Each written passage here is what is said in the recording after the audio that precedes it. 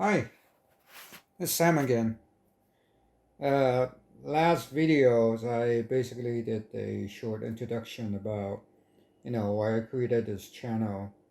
It's because hopefully I want to build a community to share some of the informations that other people have and what I have gone through with my own medical adventures. Not very much adventure, more like, medical pain and suffering and all that other stuff. So, again, I'm coming back to kind of give it a little more details and maybe a little bit history of how things were started and where it started, when it started. So, just again, a quick disclaimer, I'm not a medical professional. I don't have any medical knowledge. Everything that I talked about is purely my own medical conditions, my own experience, and how I dealt with my conditions in the past, and my own treatments and things of that sort. So if you have any medical questions or medical needs, please call your medical professional, call your doctor, call your pharmacist. So anyway, um, last week I talked about, I have the pretty much the main cause is really the autoimmune disease. But I'm just gonna go over a little bit on the autoimmune disease today. By definition, autoimmune disease is basically an overactive immune system that simply kind of attacks my own body. And sometimes you think, oh, it's kind of good to have a overactive immune system. That means you're not going to get any viruses or bacteria because it can kill it. But no, it's actually the other way around, as far as I know from what I have read and from my doctors. It's basically an overactive immune system that attacks um, different part of the body. Everybody has different um, types of autoimmune disease. There's plenty. I believe I saw something like over 80 or something. But the main cause of my um, the main autoimmune disease that I have was ankylosing spondylitis. Now, ankylosing spondylitis is a disease that attacks the bones uh, in my spine, my vertebrae. It basically eats up all the white bones and fuses the spine together. So over the period of times, my my spine is currently completely fused, and that's what they call the bamboo spine. So there's really no movement at this point. At this current point, there's no more movement. But the history of it is I was not diagnosed with ankylosing spondylitis in the beginning. Um, I started having pain when I was a kid. So now, basically, look at this graph. So just go over a little bit before. Right now, the spine for me is more of a kind of like an S shape, as you can see here. But I've seen some image of people that can get quite severe. Uh, it can get to more of a even a U shape. So as bad as it is, I probably consider myself kind of lucky that I didn't get to that point. And I didn't have any surgery on my spine, but it affected every other stuff. So um, the really the history of it is, I start having pain, not in my spine, but more or less, it's actually started on my hip. Started my left hip. Um, I started having pain, having trouble walking. During those days, you go see a regular doctor. The doctor start giving me some regular pain medication. However, that didn't really do much of it. And then see a couple more doctors. Didn't really do much again. And then my parents got worried and took me overseas to see doctors overseas. I was treated with a herbal medication as well as a lot of painkillers, and I believe I was put on a lot of steroids. And for some reason, steroid did take away the pain, and probably I was put on too much. And steroid cannot be used on a long-term basis, but they did. The medical treatment over at another country is not as good as here. So I spent about 6 months over there, and for some reason, after I came back, I was not hurting for roughly about 2 years, and then after that, it started picking up again, and from there, I'm back on seeing the doctors here. Um, I got referred to Children's Hospital, and they diagnosed with junior arthritis. During those days, they call it junior arthritis. Um, and then they gave me some more painkillers, those NSAIDs, the non-steroid anti-inflammatory drugs. It worked in the beginning, and then that plus some of the painkillers, it did work for a period of time. Um, Again, looking at this picture, it started on both my hips, on my hips before it started from anywhere else. So um, again, it started from my left hip, and then it kind of transferred over to the right hip. Um, I was giving drugs like nitrosamine. Um, there's more other drugs that actually is currently even recalled by the governments. So in about 17, 18 years old, that's when I start having the biggest pain of all. That's when I cannot stand on my feet. It hurted so much that I cannot stand on one feet. So by then, when you get to an adulthood, I go see a regular rheumatologist, and then I was diagnosed with regular arthritis, and giving more drugs. Drugs like Baxtra is currently already recalled because it caused a heart condition. And again, more painkillers, more non-steroidal inflammatory drugs. It works, but it has quite a bit of side effects. It affects the stomach. So in my 20s, my early 20s, it gotten bad enough that I have to, I have to get a hip replacement. So the first hip replacement I got was on the left side, and this is the things that was replaced, and it cut off a lot of the bones. It cut off a piece of the bones, and you insert this alloy metal into the bone, and it acts as a joint. So it took about a full 6 to 9 months before the actual full recovery, because you really cannot stand on it fast enough. You got to do a lot of therapy, um, a lot of exercise, small exercise to get your feet going. And the following year, I have to replace my other hip, the right side. So with the same procedure, same amount of time for recovery.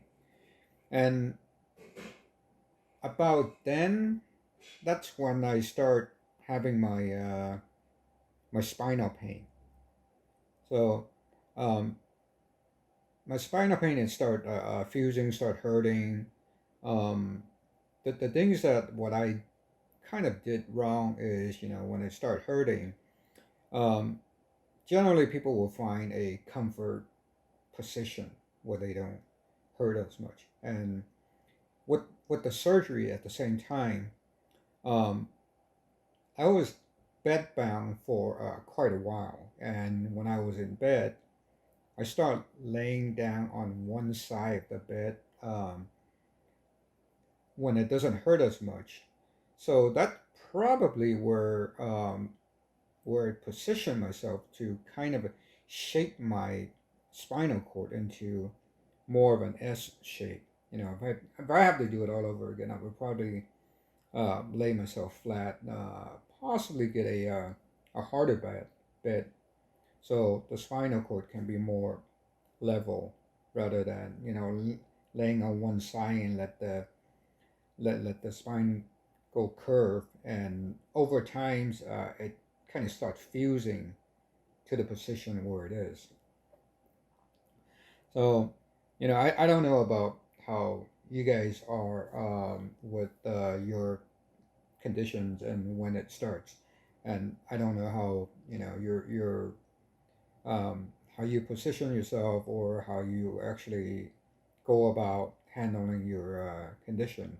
If you don't mind sharing, you can always write a comment down there and let me know.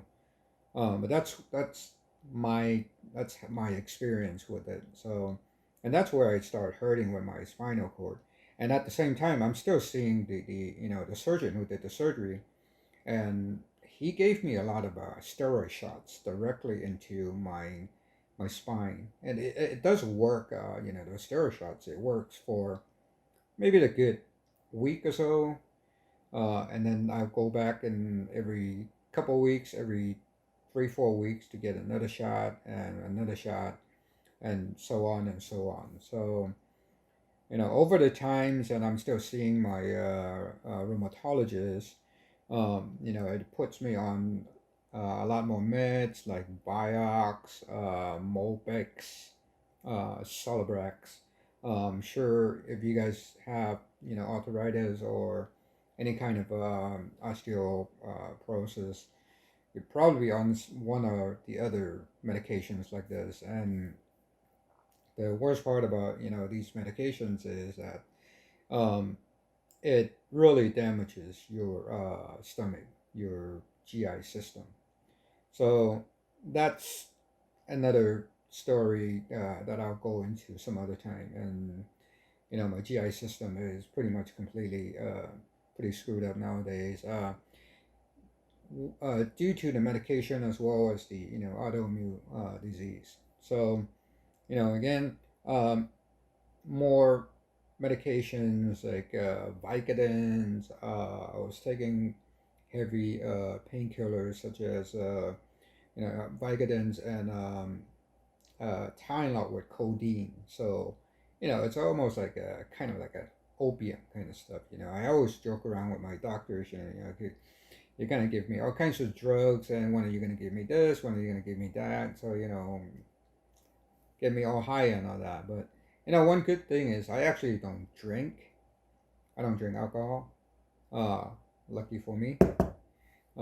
Because if I do drink, everybody knows the painkillers um, does not mix with alcohol. Otherwise I would probably be dead by now. I've been popping these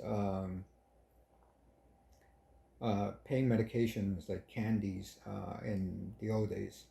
If I have to do it again, all over again, basically, I would probably need some painkillers. I will probably avoid as much as I can, if I can stand the pain, because painkillers is really, it's just not good for you. So,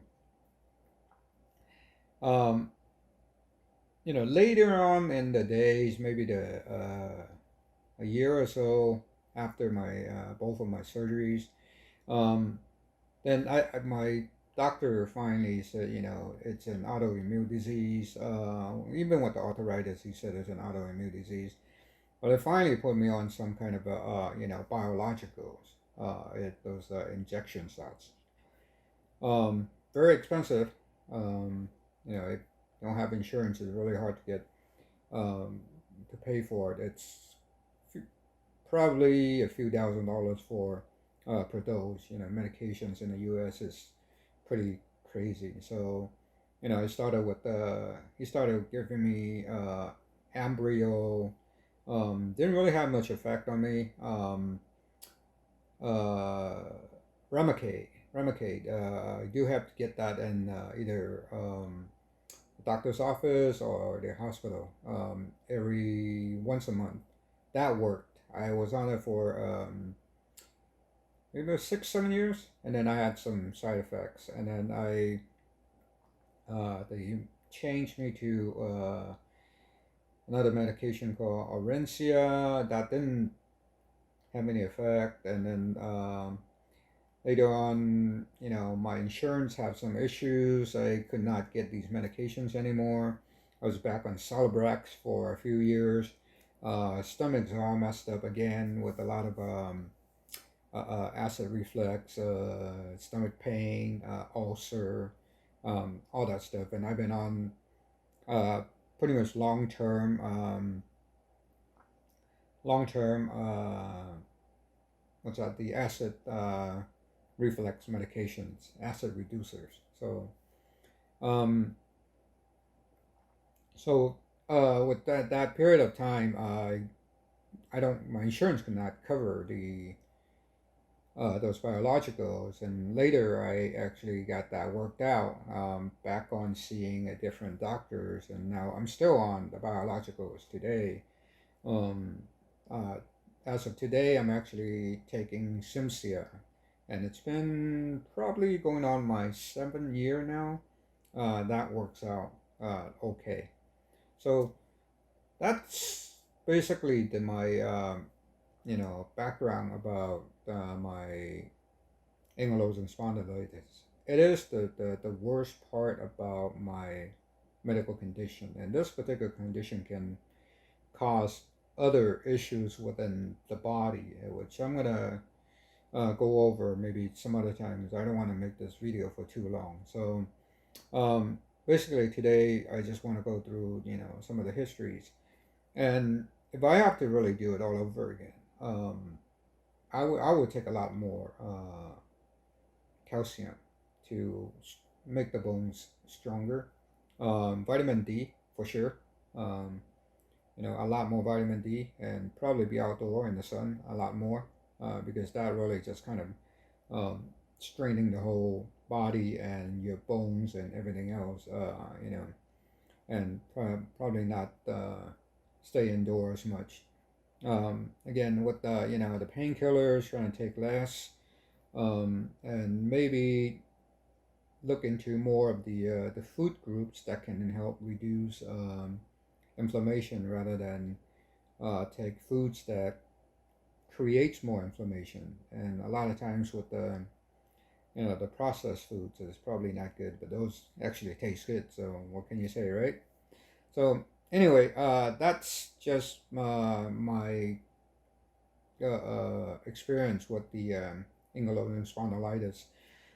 So I don't know how many of you guys have the same condition. Hopefully, if you don't mind sharing, I would love to hear it from you and see um, what you do to kind of relieve some of your pains at times, and um, what vitamins you're taking. I wasn't taking a whole lot of vitamin in the old days. I wish I again, if I have to do it again, I would seriously take more. That would help your immune system, and all kinds of things like that. So anyway, thank you for watching. Um, I'll see you on the next video. I'll probably come out with the next time. I'm probably be elaborating a little more about the ankylosing spondylitis, what it actually did to my bones and all that stuff. I'll go a little more in depth. Um, so um, hopefully see you next time. Please subscribe. Leave me a message if I get the message, I'll definitely reply, and hopefully we can share our own experience. Thank you. Bye bye.